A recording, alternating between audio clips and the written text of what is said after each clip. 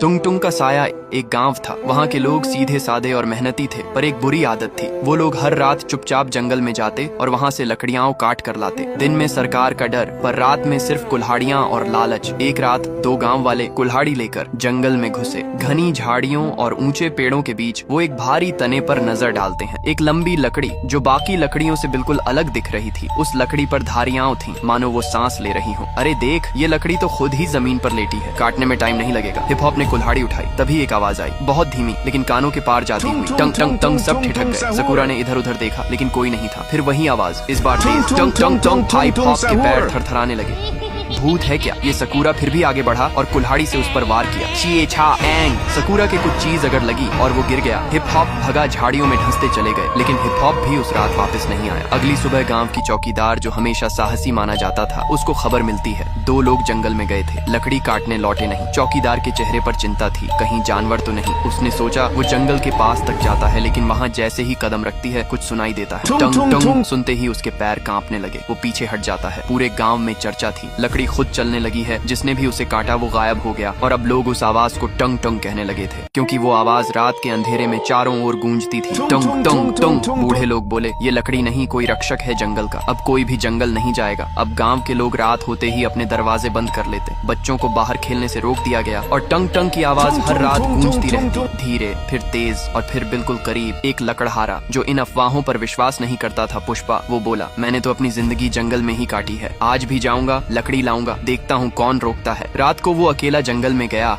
और कुछ घंटों बाद उसकी चीख सुनाई दी, बचाओ, ये कोई लकड़ी नहीं, ये जिंदा है। फिर उसका कुछ पता नहीं चलता। चौकीदार ने अब ठान लिया था, ये सिर्फ कोई अफवाह नहीं, कुछ है वहाँ, कुछ ऐसा जो हम इंसानों को रोकना चाहता है। वो बुजुर्गों के पास जाती है। एक बूढ़े बाबा कहते हैं, वो लकड़ी नहीं, जंगल का राजा है। टंग टंग। न वो आदमी है, न जानवर, न भूत है, न देवता। वो जंगल की आत्मा है। जब भी किसी ने जंगल को नुकसान पहुँचाया, वो टुंग टुंग बनकर लौटा। चौकीदार अकेली जंगल के पास खड़ा था। हवा तेज हो रही थी, पेड़ हिल रहे थे और फिर वही आवाज, टंग टंग। झाड़ियों के बीच से वो आकृति सामने आई, लकड़ी का बना एक इंसानी आकार, बिल्कुल सख्त, पर आंखें जल रही थीं। चौकीदार की सांस रुक गई। वो देख रहा था जंगल के रक्षक को, लकड़ी के राजा टंग टंग को। टंग टंग कुछ नहीं बोला, सिर्फ एक बार जोर से गूंजा, टंग टंग, और जंगल की जमीन कांप उठी। पुष्पा भागा नहीं, लेकिन उसकी आंखों में पहली बार डर नहीं। सवाल था, क्या ये राक्षस है या रक्षक? ये वीडियो फ्री फायर को टैग करो पार्ट 2 के लिए। पार्ट 1 में आपने देखा चौकीदार पहली बार टुंग टुंग से आमने सामने हुआ था। अब गांव में सन्नाटा था। हर आदमी की नजर अब जंगल की तरफ थी, जहां से पुष्पा कभी लौट कर नहीं आया। बुजुर्गों ने कहना शुरू किया, वो कोई लकड़ी नहीं थी, वो एक चेतावनी थी। पर गांव के कुछ नौजवान अब भी नहीं मानते थे। गांव का सबसे निडर लड़का था बनी, सीधा, ताकतवर और थोड़ा घमंडी। उसे अफवाहों में यकीन नहीं था। जब चौकीदार ने सभा में टुंग टंग का जिक्र किया तो वो हंस पड़ा। लकड़ी चलती है, हाँ, हमारे कंधे पर तुम लोग डर से कांप रहे हो और मैं जंगल से लकड़ी लाकर दिखाऊंगा।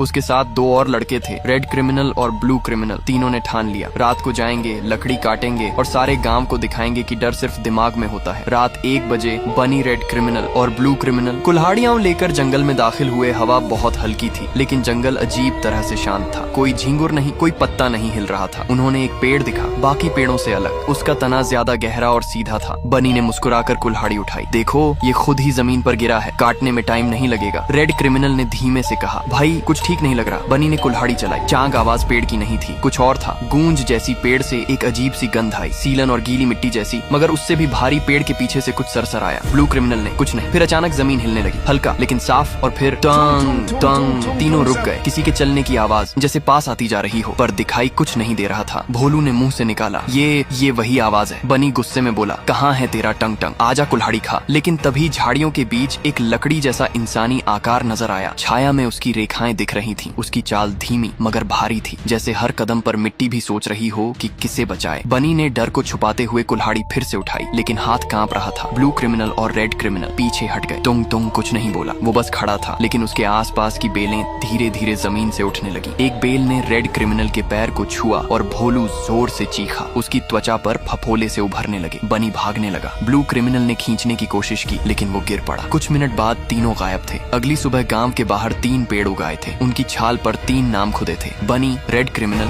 Blue criminal. कोई नहीं समझ पाया ये कैसे हुआ, पर गांव अब समझ चुका था, जंगल अब माफ नहीं करता। चौकीदार ने कहा, अब ये जंगल हमसे नाराज है। जो गया वो लौट कर नहीं आया, जो कटेगा वो उगेगा। लेकिन इंसान नहीं, पेड़ बनकर रात होते ही हर घर में एक ही आवाज सुनाई देने लगी, डूम डूम, कभी दूर कभी बहुत पास। कुछ घरों की दीवारों में दरारें आने लगी, जैसे लकड़ी की नसें फैल रही हों। बच्चों को बाहर खेलने से मना कर दिया गया और गांव वालों ने जंगल की तरफ देखना भी बंद कर दिया। अब गांव की उम्मीद एक ही आदमी पर थी, चौकीदार। वो रात भर गांव के किनारे बैठा रहा, हाथ में लाठी नहीं, सिर्फ आंखों में सवाल था, क्या हम सच में इतने गिरे हुए हैं कि अब जंगल भी हमसे डरता है? वो बाबा कालू राम के पास गया। बाबा अब बीमार थे, लेकिन होश में। चौकीदार ने कहा, अब क्या करें बाबा? बाबा ने कहा, अगर तूने जंगल से माफी नहीं मांगी तो अगली सुबह हम सब लकड़ी के बनेंगे। अगली सुबह चौकीदार बिना हथियार अकेला जंगल की ओर बढ़ा। कंधे पर कोई बोझ नहीं, पर उसके हर कदम की आवाज मिट्टी तक महसूस कर रही थी। जैसे ही वह जंगल की सीमा पर पहुंचा, टोंग टोंग झाड़ियों के पीछे हलचल हुई। फिर वहीं